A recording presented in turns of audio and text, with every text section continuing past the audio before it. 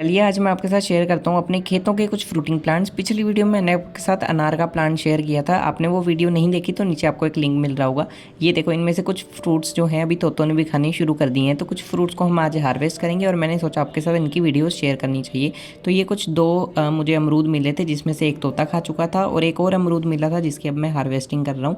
ये फ्रूट्स जो हैं बिल्कुल ऑर्गेनिक हैं, बिना पेस्टिसाइड इंसेक्टिसाइड के।